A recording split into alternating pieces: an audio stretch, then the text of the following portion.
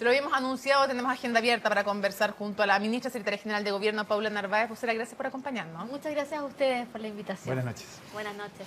Lo primero, hablemos de educación. Lograron aprobar finalmente la glosa famosa para la gratuidad y que incluye el tema de las becas, en fin, todo el presupuesto. Han dicho varios parlamentarios que esto fue un chantaje de la oposición al gobierno. ¿El gobierno se siente chantajeado? Para nada. Yo creo que es una pésima manera de ponerlo en realidad, porque nos distrae del foco esencial, y es que hoy día más jóvenes van a tener acceso a la educación superior de manera gratuita. Yo creo que lo que las familias quieren escuchar hoy día, y es la buena noticia que les podemos dar a todos ellos, es que de un acuerdo transversal de todos los sectores se puso en el centro el bien superior, que es que más jóvenes puedan acceder a la gratuidad. Entonces yo creo que yo no le dedicaría nada de tiempo a cómo se dio esta negociación desde el punto de vista de ponerlo en clave chantaje o no. No creo que es el espíritu, para nada. Creo que el espíritu fue ponerse y trascender de eso y llegar a un buen logro, ¿no? Ahora, a un buen los objetivo. parlamentarios se pueden sentir incluso chantajeados en el sentido de que les dicen, bueno, es la única forma de ayudar a estudiantes de menos recursos, aunque se entregue dinero a universidades que estos propios parlamentarios no querían entregarlo. Y tanto es así que el diputado Jackson decía, es como que un violador amenace con una pistola a una mujer y le diga, ok, tengamos relaciones sexuales, ¿quieres colaborar conmigo? Y le apunte con una pistola. Esto no es colaboración, es chantaje. Bueno, los parlamentarios han hecho sus puntos y aquellos que no estuvieron de acuerdo votaron en contra, aquellos que algunos otros se abstuvieron, pero la gran mayoría de los parlamentarios votaron a favor, 88 en la Cámara de Diputados, ¿no es cierto? Y la gran mayoría de los senadores también, solo hubo 2 abstenciones en el caso del Senado, ¿no? Y creo que con eso es lo que hay que quedarse. Ellos todos tienen todo el derecho legítimo a hacer su punto, lo han hecho, tuvieron la posibilidad en la sala, tanto de la Cámara de Diputados como del Senado, de dar un debate, de decir que aquí había temas de fondo que ellos sentían mucho que había que seguir avanzando en esa línea. Tenemos la oportunidad de la Ley de Educación Superior para que eso ocurra. Pero hoy día lo que pasó aquí es que se beneficiaron potencialmente más de 100.000 nuevos jóvenes que se van a sumar a los ya 140.000 jóvenes que hoy día tienen gratuidad. Ministra, en el tema de la inmigración, Sí. ¿habrá o no habrá algún proyecto de ley impulsado por el gobierno en lo que le queda de la administración para reformar una ley que ya tiene más de 40 años? Exactamente. El gobierno ya ha expresado su disposición a que el proyecto de ley que hoy día se ha elaborado con una base participativa bastante importante, o sea, ha concurrido mucha gente a dar su opinión para las bases de este nuevo proyecto de ley, pueda ser una de esta priorización en la que estamos, ¿no es cierto? Creemos que es muy relevante, creemos que es un tema de presente y de futuro para Chile, creemos que la discusión que se ha tornado estos días es un poquito peligrosa desde el punto de vista de empezar a estigmatizar a los inmigrantes. Yo creo que es muy delicado, tenemos que poner una bandera de alerta en esto. El gobierno tiene una visión completamente distinta, tiene la visión de que tenemos que ampliar, ¿no es cierto?, desde una lógica de los derechos, desde una lógica de la protección y desde una lógica de la migración segura. Ministra, para decirlo con toda su letra y claramente, ¿quiénes están estigmatizando a los inmigrantes? Bueno, ha habido desde el día lunes de esta semana, ¿no es cierto?, desde la oposición, algunos representantes de la oposición que han señalado, ¿no es cierto?, el endurecer medidas desde el punto de vista del Estado con respecto a los migrantes, señalando que hay tasas de criminalidad, ¿no es cierto?, altas que afectan específicamente a la población migrante en el sentido de ser ellos los responsables. ¿Pero incluye a los precandidatos presidenciales Osandón y Piñera entre quienes estigmatizan en sus palabras a los inmigrantes? Yo creo que han tenido declaraciones que no van por la línea del país acogedor que queremos construir. ¿Ambos? Yo la verdad es que las declaraciones de ambos no las sé en detalle, pero entiendo que ha habido una expresión estos días poco felices desde el punto de vista del Chile que queremos construir. ¿Cuánto cree usted que influye en este tema que estemos acercándonos a un periodo de campaña y cuán peligroso cree usted que puede ser para expresiones de estigmatización, si no de xenofobia directamente, si ve ese peligro, el hecho de que nos estemos acercando a una campaña presidencial? Yo creo que sería lamentable que esto se usara como un tema de campaña, porque no da la altura de miras que se necesita para un tema que es de Estado, para un tema que significa el resguardo de los derechos fundamentales de las personas. Así que en realidad la invitación es que en esto haya altura en el debate. Perdón, porque si te hemos anunciado que va a ser un tema de campaña, ¿qué le diría usted entonces a Lo han Chile Vamos? anunciado como un tema de campaña. Bueno, yo les diría que si es que va a ser un tema de campaña, lo miren desde todas las perspectivas que esto tiene, que ojalá tenga un enfoque de integralidad, que ojalá el debate se dé con altura de mira. ¿Qué se debe hacer, por ejemplo, ministra, con las personas que han llegado y que están indocumentadas en Chile? Por ejemplo, que llegaron con visa de turista, ya se les venció esa visa y están viviendo hoy en el país. ¿Se les debe dar facilidades para que se regularicen o se les debe deportar? Bueno, yo creo que hay que analizar las situaciones específicas, pero por supuesto que se le deben dar oportunidades de que se regularicen porque muchos de ellos vienen buscando oportunidades de trabajo. Yo entiendo, nadie está por sobre la ley hay que aplicarla como corresponde, pero hay una política hoy día del gobierno por entregar oportunidades, por respetar derechos. Lo hacemos con los niños y las niñas, por ejemplo, que pueden estar en una situación irregular, que no es algo que dependa de ellos, ¿no es cierto?, sino que puede depender de sus padres. Y hoy día el gobierno y el Estado de Chile reconoce a esos niños y niñas el derecho a la educación, el derecho a la salud. Creo que la visa de trabajo ha funcionado muy bien, es una visa que puede ser transitoria y luego transformarse en definitiva, y eso está asociado a mejoras de calidad de vida de los propios migrantes. Ministra, cuando la presidenta Bachelet a través de Twitter tuvo palabras elogiosas para el ex dictador cubano Fidel Castro, ¿eso fue una opinión personal o representa la política de Estado de Chile con respecto a Cuba? Fueron las condolencias de la presidenta Bachelet, en tanto presidenta de Chile, al pueblo cubano. Las condolencias que dio la presidenta Bachelet son las que otros líderes del mundo también dieron. Está bien, pero más allá de ese protocolo, habló directamente de Fidel Castro y lo definió como un líder por la dignidad y la justicia social. Eso no es solamente algo protocolar, sino que hay un juicio de valor positivo acerca de la figura de Fidel Castro. Como las hay para muchos otros mandatarios que también expresaron el reconocimiento a Fidel Castro en tanto figura histórica del siglo XX, sin ninguna duda, para América Latina y para el mundo. Una cosa es decir que alguien es una figura histórica. Muchos lo han sido.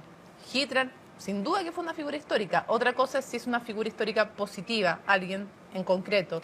Para usted, Fidel Castro es una figura histórica positiva y a reglón seguido le pregunto, ¿fue un demócrata?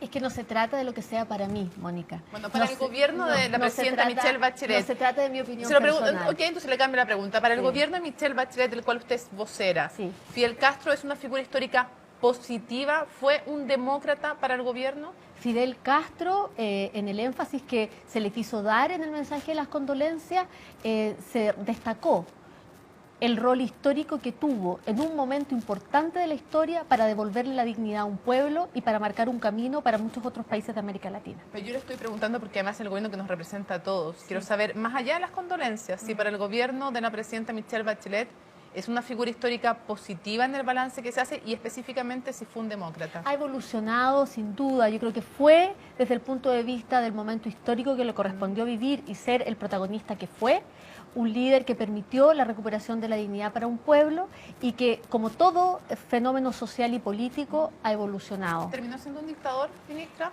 Vamos a, más allá de hacer categorías, porque a mí me llama mucho la atención también la fuerza con la que se nos piden definiciones tan taxativas.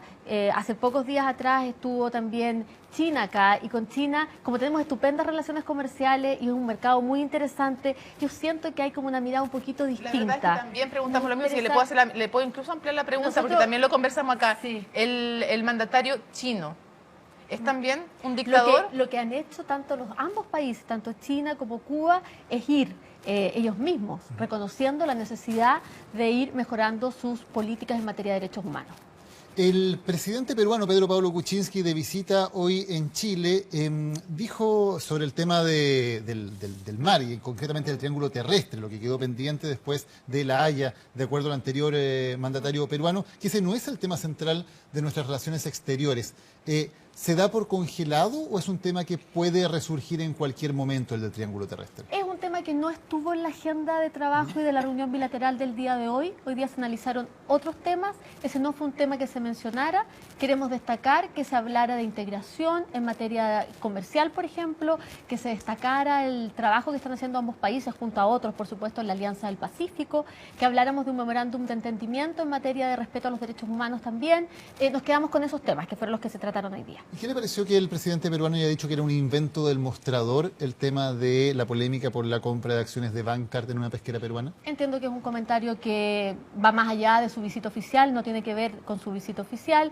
Nosotros, la verdad es que lo entendemos en otro contexto y no en el marco de la agenda oficial que tiene el presidente Kuczynski. ¿Pasa un límite? Porque el diputado Juan Luis Castro decía que le parecía que estaba al borde de un límite de intervenir en asuntos de política interna de otro país. Yo pienso que focalicémonos en lo importante de la visita del presidente Kuczynski hoy día para nuestro país, para la relación de dos países que somos muy necesarios de tener muy buenas relaciones, mantenemos buenas relaciones, nos necesitamos mutuamente. Yo creo que ese fue el espíritu de la visita del presidente Kuczynski. Ministra, dentro de todo el tema de estas inversiones de Bancard Internacional en Perú, volvió a surgir el tema del fideicomiso ciego y la oposición ha anunciado que quieren ampliar el fideicomiso. La gente no tiene por qué saberlo necesariamente, pero la ley que aprobó el Parlamento solo pone la exigencia de fideicomiso ciego para las inversiones nacionales, no así para las internacionales. Se ha anunciado y con respaldo del expresidente Sebastián Piñera que la oposición quiere un proyecto que amplía lo internacional, sí. También el fideicomiso. ¿Está dispuesto a patrocinarlo el gobierno? Bueno, la presidenta Bachelet fue la primera en señalar hace unas semanas atrás en una entrevista la importancia, primero, de poder ir más allá incluso de la ley, porque la ley siempre es un piso, pero obviamente lo ideal es que las figuras políticas estén lo más despejadas posible de conflictos de interés en estas materias. Así que yo creo que la señal primera la dio el gobierno y también la disposición a analizar la iniciativa que pueda haber y discutirla donde corresponde, que es en el Parlamento. Ministra, usted fue bastante dura cuando el senador Alejandro Guiller ironizó con el ministro del Interior, diciendo que parecía que tenía Alzheimer o algo así. ¿Ha habido un doble estándar en las reacciones con críticas que han hecho dos candidatos como Alejandro Guiller y Ricardo Lagos al gobierno? Se lo pregunto porque Ricardo Lagos fue bastante duro con el gobierno anterior de la presidenta Bachelet en temas como la implementación del Transantiago y el CAE. Y no hubo una reacción del mismo tipo en La Moneda. ¿Hay doble estándar o son cosas distintas? No, yo creo que son cosas distintas. Son críticas de naturaleza distinta. Porque en realidad, nosotros queremos dar por superado el impasse, de verdad que lo digo, porque además el senador Guiller pidió disculpas. Entonces yo no creo que haya que ahondar en aquello, pero sí hacer el punto y la distinción que usted plantea, Daniel, porque efectivamente la descalificación, además aludiendo a una condición física o psíquica de alguna persona, me parece que no corresponde a los tiempos y no corresponde tampoco dirigírsela a una autoridad de la República. ¿Y corresponde que un expresidente como Ricardo Lagos responsabilice a la expresidenta Bachelet por la implementación del Transantiago y además por no haber arreglado el tema del CAE que ocurrió en su gobierno? Dos cositas ahí. Primero porque lo entendemos como una crítica que podemos compartir o no, que no la compartimos, pero... No lo compartimos. No la compartimos y yo también lo planteé, ¿no? Pero es una crítica de carácter político, ¿no? Podemos tener visiones políticas distintas, pero es completamente distinta la naturaleza. No las compartimos, pero el presidente Lagos también los días posteriores acotó o de alguna manera reinterpretó esas palabras. Para ir terminando, ministra, usted en otra entrevista le preguntaron si estaba preparada para cosas difíciles, esto a raíz de qué pasaba si ganaba la elección el expresidente Sebastián Piñera. Quiero preguntarle si usted ve como una posibilidad cierta aquello y si sería un fracaso que por segunda vez la presidenta Bachelet le entregue la banda a Sebastián Piñera, que es un opositor. Claro, ahí faltó un poquito en esa respuesta, en esa edición que se hizo de la respuesta, porque si no suena como raro porque dije eso de estar preparada para cosas complejas, pero es porque la periodista me lo preguntó desde ahí. Pero bueno, lo digo de esta manera. Yo creo que el escenario de las elecciones presidenciales del próximo año está completamente abierto.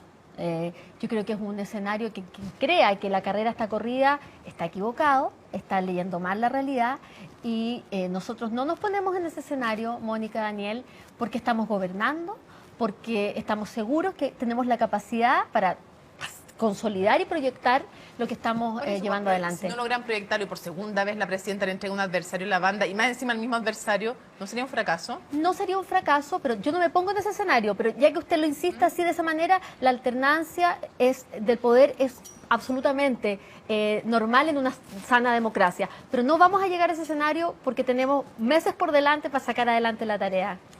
Ministra, muchísimas gracias por habernos acompañado en CNN Prime. Que tengan muy buenas noches. Muchas gracias a ustedes. Buenas noches.